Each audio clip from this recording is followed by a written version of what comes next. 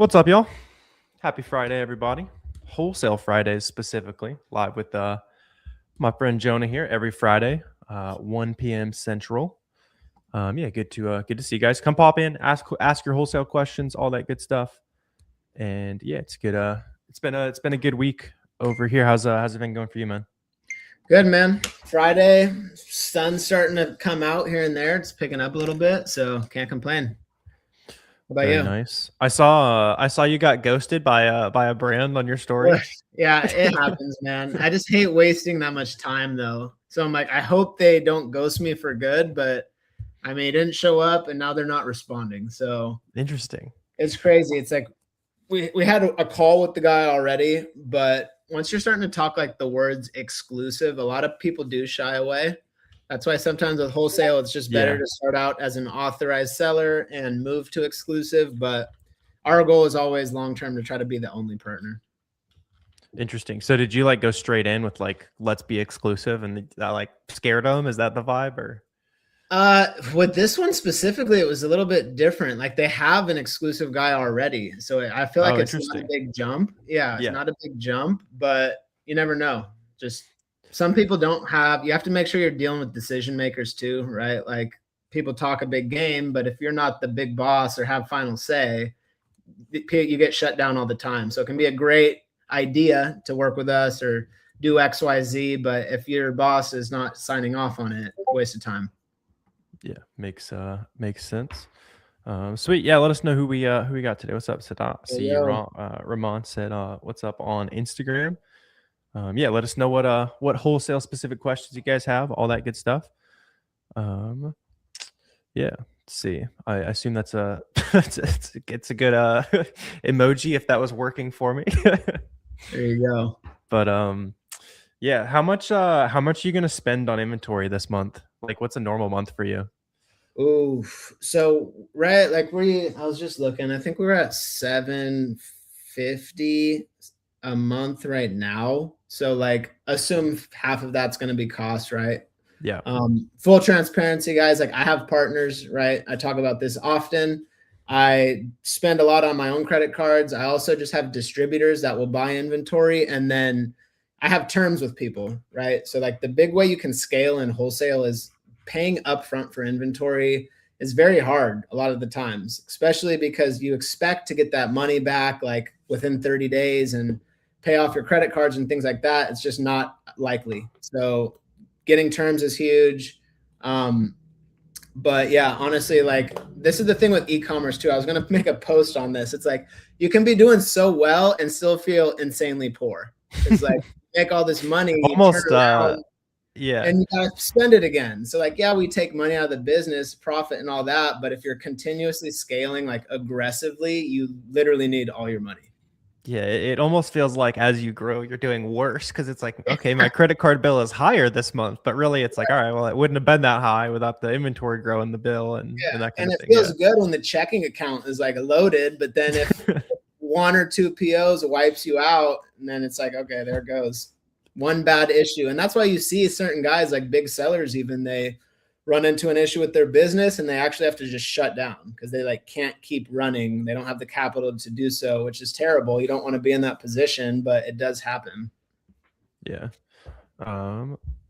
Let's see. How do you know if Amazon will accept the wholesaler without taking a loss? That is good. Like, how do you know like if it's legit or not? Yeah, so ways to vet your wholesaler, Google. So there's Better Business Bureau. Most businesses now, if they're legitimate, they'll be in that program. Google Maps, Google reviews. Like I want to hear other people talk about that supplier.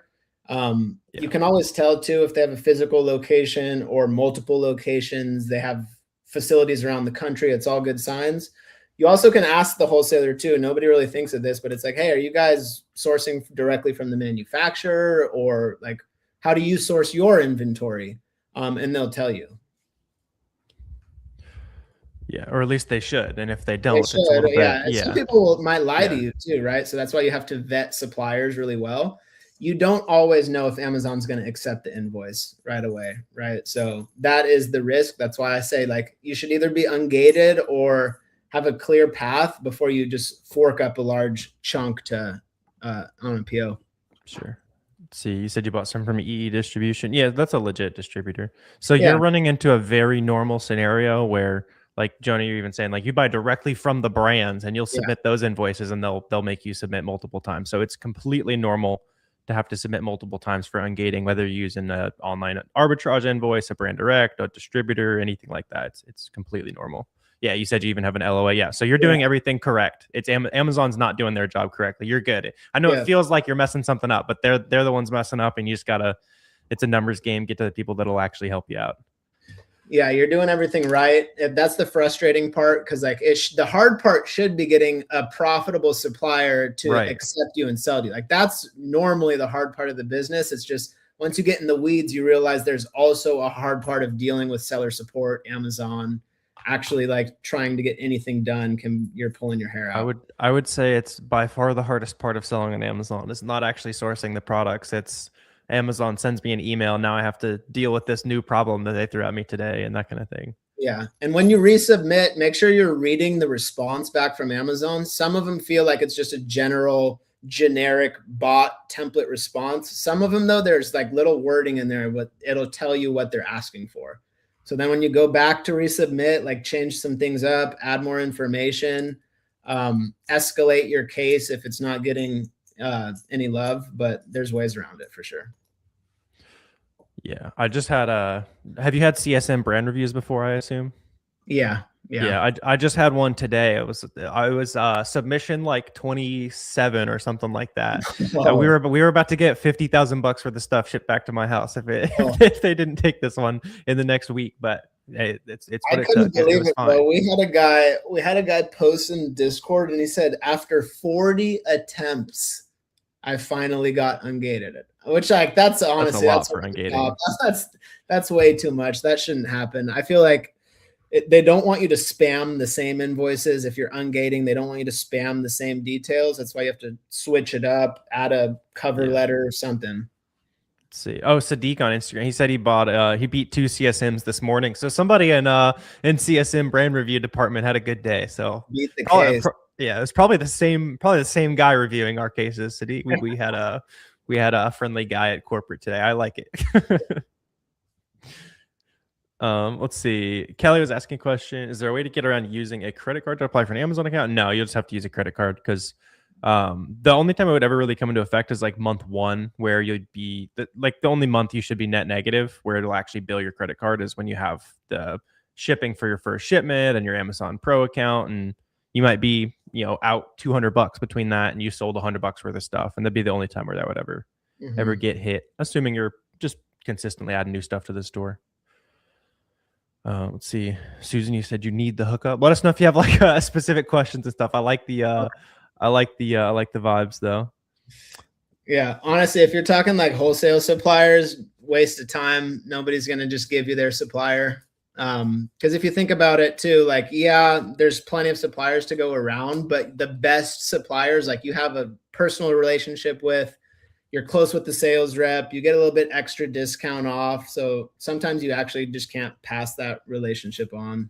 Yeah, it's one of those things where like even if you sat here and said I buy this much from these people every month, and then we go call the same people, they're gonna be like, okay, we're not working with you, or okay, your price is double Jonah's. Like that's just not how wholesale works. And that's funny too, because like it's funny you say that. I have like many people, a lot of you guys here, my storefront, how to find my brands, my suppliers inside the community. Like my guys actively know my best suppliers, but once again, it comes down to relationship, right? Like you're not going to get accepted the same as I am. You're not gonna get the same products, maybe not the same pricing, but that's why I love it, because it's so relationship based. It's not as much transactional as like find it, buy it, find it, buy it. You do have to curate the relationship over time. Yeah. Let's see. Slater, you asked, what do you think about selling a service on Amazon via a product kit? Interesting. Customer purchases a set service, tools needed are shipped to the customer. I don't know if I've ever heard of something like that. It is an interesting I saw something with a health brand or health product where like you buy the product, but it comes with a monthly subscription, like a QR code inside. Yeah. Actually, I don't know the terms of service or anything like that, but I do think that's a good idea. Yeah, that could be interesting. Like the QR code. You'd have to be very careful with Amazon TOS, I assume, as well. You wouldn't want to be like including, sounds like you want to sell a service via the product. So then if you like tried to put a QR code that's like, give us more money here, there's no way that's TOS approved. If you're like Right. Or like trying go to to my sell, website. Yeah, like yeah, they don't want you to direct people to your website or anything like that. So it would have yeah. to be literally like inside the product when That it's is in. interesting. That's an interesting idea. There's probably something there, but you'd need to be very careful with like TOS and stuff. Mhm. Steaky said it was a 1,600 and 2,100 page submission for CSM review. That's crazy. I was Yeah. luckily the one they sent me on was something I literally had bought 10 units of ever. So it was just like one. It was one invoice. It was an easy to throw it together there. Kiki, you're saying, do you do your own appeals or do you use a service/attorney? So I'll pretty much do it all myself. Every now and then, if there's like a more serious one or like I need some input, I'll use a company called Seller Basics. Joy's awesome. I've had like I'm sure you have. How many times have you had your account suspended temporarily? Twice. Yeah, One was literally a matter of like a day or two. I still was sweating for sure, but my second one was like the big suspension. gotcha. Yeah, mine. I've had two as well. They were both like a couple weeks, and they helped me out both times. Um, let's see. Ahmed, you said you're doing OA. Last month you hit 50K. That's awesome, man. It's just some YouTube Dang, videos. Hell yeah, keep it up. there I you don't know if go. I think I've maybe seen your name in chat or something once or twice before, but that's awesome, man. You said now you want to do 100K consistently. How do you start wholesale? So that's like a prime someone who should be getting into wholesale. Like, what's best No, you're practices for solid. them? You have a ton of experience already. Yes, you can contact wholesalers, distributors. I'm sure, you know, if you're just getting all this from Warner's YouTube videos, you're already a killer. So you know how to take information and go put it into use. There's plenty of YouTube wholesale advice as well. So a lot of the things you hear, it does work. Trade shows, they work. Local suppliers, they work. What I would say to you is look at what you're already selling. If there's any brands, can you try to go to a distributor? Can you try to go brand direct with that brand? The big thing that I tell a lot of arbitrage sellers is, you know, I talk about value with wholesale. You want to have value. You want to add value to your brands. What you guys don't realize is you're doing 50K a month. You have value to many suppliers. You know how to manage Amazon, deal with the problems, do an FBA shipment, get product from A to Z, good return or good reviews. So like that's very valuable to somebody. Not everybody, but there's a lot of brands and suppliers that have no Amazon seller account. They have no insights at all. So just getting them to sell more FBA is a service. So just starting out, yeah, look for distributors, look for local suppliers, and then find those brands that look like they could use a little love on Amazon and start approaching them. Yeah. Plus, you already have data on stuff you're already selling in your store. So that's probably going to be more distribution route rather than like brand direct, just because you're probably selling big brands. But it's another good way too. Like, see if there's somebody in your city that distributes that same brand. Maybe it's the same price as your coupon price, maybe a little cheaper, or even sometimes maybe it is a little more expensive than like the crazy coupons you get, but you can get 100, you can get 100, 1,000 when you send an email, right? That's valuable too. Let's see. Jay said, is an LLC required? So for wholesale, yeah, like they're pretty much always going to ask you for that. Yeah, that's the big difference. Arbitrage to wholesale is B2C versus B2B. So like you don't need an LLC for arbitrage. You really don't need a lot of the same requirements like a reseller's permit and stuff like that. But once you start going to suppliers, it's business to business relationships and they're not going to sell to anybody on the street. So you have to have a reseller's permit. You have to have an LLC. Yeah, for sure. And then the other one people always ask about is website and email. Email's good to have. I think the more you have, the better, right? Like just think about 100 different Amazon sellers going to go contact the brand. You want to differentiate yourself from everybody else. So just do a little bit more. For sure. Yeah, and with all this, by the way, guys, I'm dropping a link in chat right now. If you guys want to work with Jonah, he helps you guys find like brand direct wholesale accounts, like supports your business, that kind of thing. So especially for people like Ahmed, you said you're already selling OA, you want to get into wholesale. It's a great opportunity there. Jonah's been helping a lot of people scale recently. Let's see. Can you ignore cease and desist orders? That's an interesting one. So I assume, Bam, I'm gonna assume you're talking about like the Voorhees letters and that kind of things that you might get in the mail or via like buyer messages. Let me know if that's not what you're talking about. But my take on that is just always ignore it. Maybe every now and then I might delete the listing if I have like one listing, couple units left, or I'm completely done. Like I'll get off. But like I'm not going away from something that's making a bunch of money for a letter that's just usually blowing hot air. If you're brand new to Amazon and you get that, it can be very scary. It looks terrifying. You're like, oh, I'm done. Attorneys are coming for me. They're threatening suits. It's empty threats, to be honest, especially if you're buying from legitimate sources. So that's the big thing. Are you buying from a source where your invoice would pass if for some reason you got a complaint? Because there are brands that really do abuse their power. They might try to file a complaint versus you or anything like that. You're going to run into issues if it's gray area like supply chain.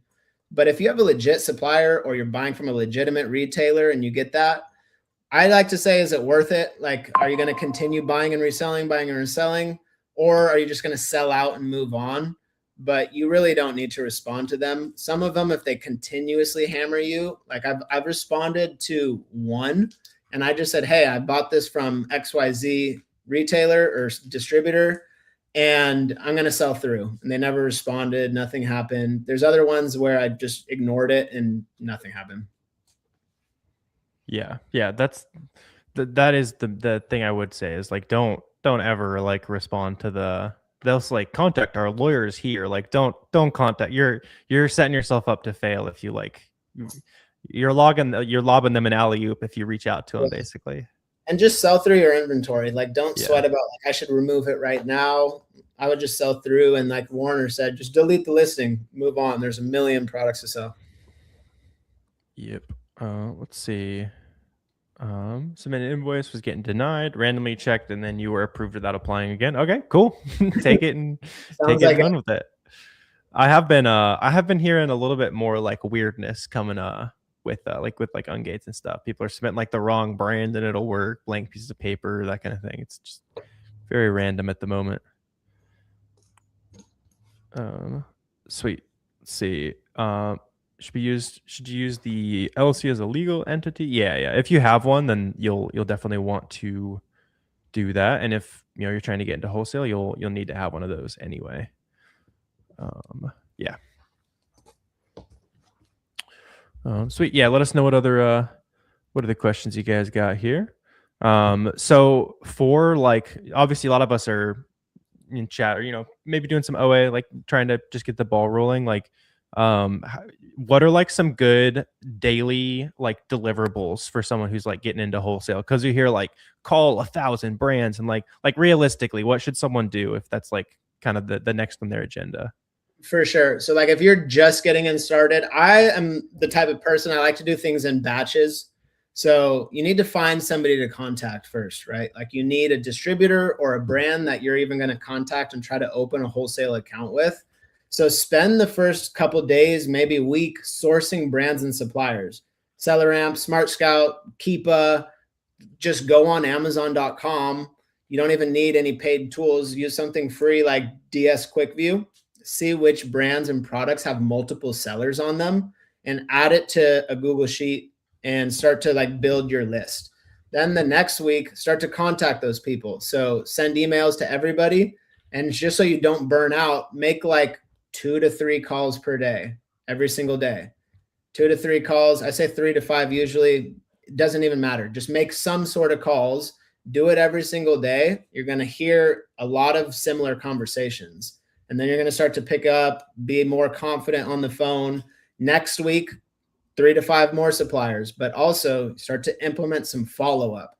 So that's the big thing here. It's like follow-up is so crucial with wholesale. And I feel like everyone overlooks that and overthinks that. So every one of my brands that was worthwhile took many phone calls, many emails, in-person touches. Like you're never just going to contact somebody, open the account, have $10,000 of profit you can buy right there. Like that would be nice, but yeah. And there are brands out there like that, but they're not going to give it to you from day one, right? So you might have to contact them and you get ghosted and then you contact them again and okay, they're not responding. Maybe I pick up the phone this time. Now I call them, have a conversation, It's like it's literally like step by step of moving it forward until you start opening accounts.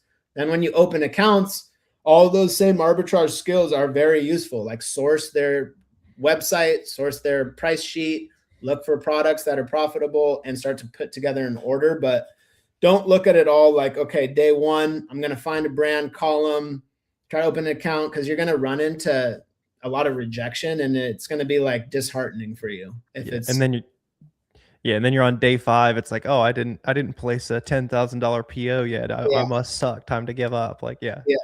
So it's a slower game for sure. Like if you're going to get into wholesale, don't expect to make any money in the first couple months, to be honest. Like you might even take a month to find a really good profitable supplier.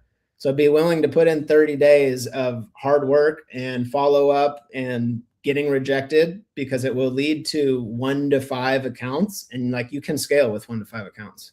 Oh yeah. Yeah. I mean, it's wholesale, especially. I mean, most businesses, like, how many times can you get told no until something works? But wholesale is like the extreme version of that almost. Right. And this is my big thing on that, because everyone gets scared of rejection. I've been in other sales jobs and I'm trying to sell the person something, right? Like buy my stuff. But zoom out real quick. I'm trying to open an account with you. I want to spend my hard-earned money with you. Like it's a different feel. So it's like, yeah, I'm selling you on working with me, but at the end of the day, like here's my purchase order. You're making money. Yeah, you're the one getting the money at the end of the day. I actually have the risk where I have to turn around and go sell it and make money too. So if it doesn't work for me, you obviously got guaranteed profit right up front. For sure. Let's see, a couple good questions. We also got that is true. That is true. There you go, John. That's in a past life. Yeah, for those of you guys that don't know, he was you made Lions practice squad, right? That was the I played a little football in my day. And that's why Amazon was like so, to me, dear to heart. It's like I've been selling on this platform since 2010. I was not making like any serious money, but my goal was to play sports. I had other, passions in mind, but I didn't ever want to have a job where I had to be there from 9 to 5 or trade it my time for money. It was just, I want to make a little extra income too. So I'll flip stuff on Amazon. And like for you guys, started out textbooks and used iPhones. It was so old, so long ago, I could sell Apple products. That's It funny, moved to textbooks. And then after a while, like I realized if I wanted it to be a full-time thing, scaling with wholesale made sense. Yeah. It does also mean I want to see which one of y'all will line up Oklahoma drill with Jonah here at Miami Sellers Conference. Don't even put that on there. I'm old and washed up now. If I say it enough, somebody will force you into it in Miami. Let's see. Amazon is not accept the invoice of an authorized distributor. You just need to submit more times. If you know it's a legit distributor, you're not doing anything wrong. Yeah. Screenshots work too. Like, put together a Google Doc, put screenshots in there, and just outline more about the supplier. This is the supplier. This is where they're located. This is their warehouse. You have to like show it step by step, because they're not going to do the research on their side. Yeah. Let's see, you should buy directly from the brand. So that's what Jonah does mostly, but you can also buy from distributors. Do everything. Do everything. I know you're talking from like an ungating perspective. Like you can do either. You could buy from the brand, the distributor, the retailer that sells it, anybody that's selling authentic stuff in the supply chain. Let's see. A couple questions on Instagram saying, what profit margins are realistic your first year in wholesale? Depends on if you're doing brand direct or just general wholesale for sure. So margin's going to be lower if you're buying from big distributors, you're just buying and reselling. I try to say 10% margin is solid, especially if you're scaling with volume, but that doesn't mean like 10% gross margin of a product, right? Like if you guys use SellerAmp, 10%, like that would be honestly a little bit too low for me. I have partners I got to kick profit to too. I take debt. So are you running this business like with your hard-earned cash, or are you using credit cards? Are you using loans? Because if you start taking debt and loans and stuff, your margin's got to be higher on product. 10 to 20% is a good realm, and your net margin is probably gonna be on the lower side, 5 to 12%.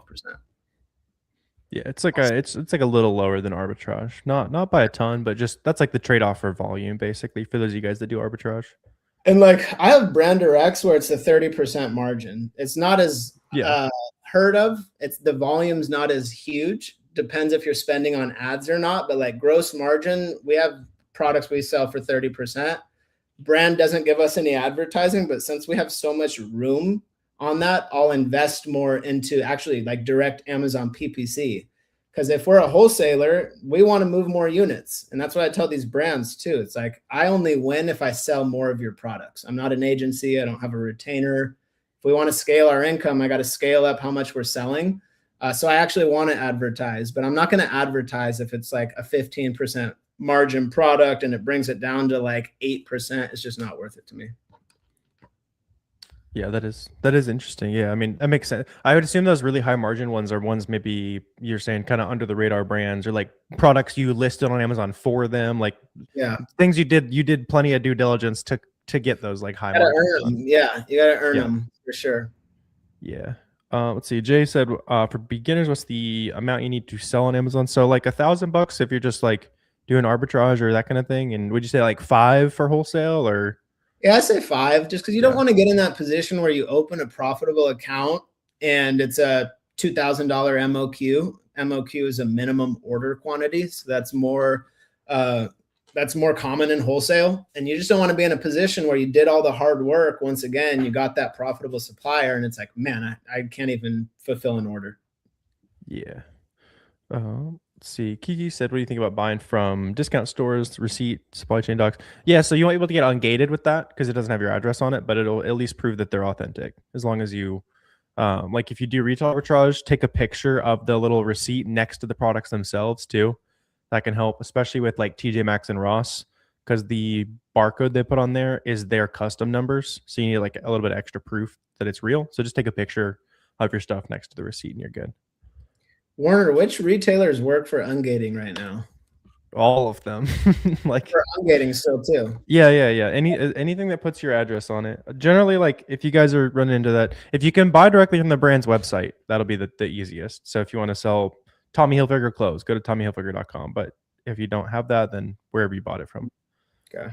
Within reason. Same as wholesale, right? If you go to a legit tiny mom and pop online retailer, you're gonna have a worse time than if you use Target, but it might work eventually, kind of thing.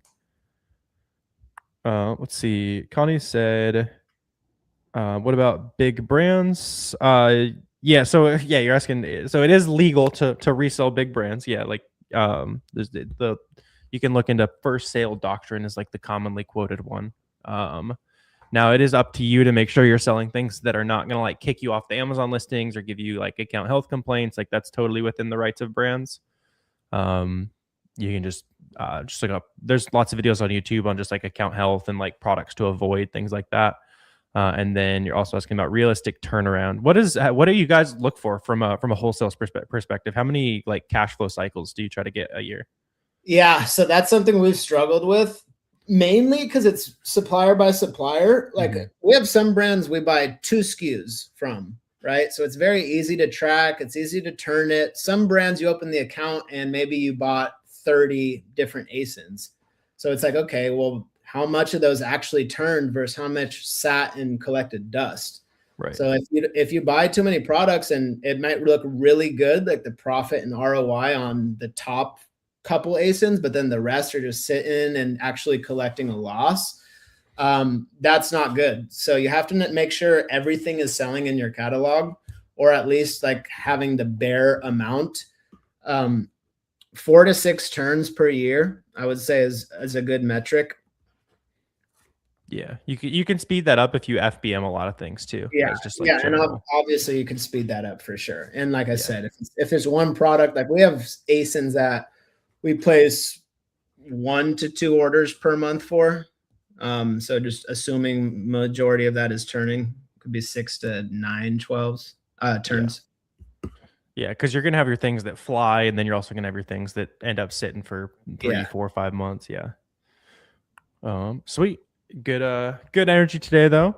Jonah, if somebody's watching and they've got like 30 minutes that they could kind of do wholesale, you're recommending like finding a brand. Is that step 1 for somebody today? I'm a big fan of brand direct. I think it's the best long-term strategy. It's going to take some more upfront work. you might get rejected, but guess what? Ask them for a list of authorized distributors. So you start going through this loophole of, I went to a brand, but it led me to a distributor. Maybe I can place an order there, or that distributor led me to more brands. So a lot of you guys, you might have already opened up wholesale distribution accounts. Think about if you can go direct with any of those guys.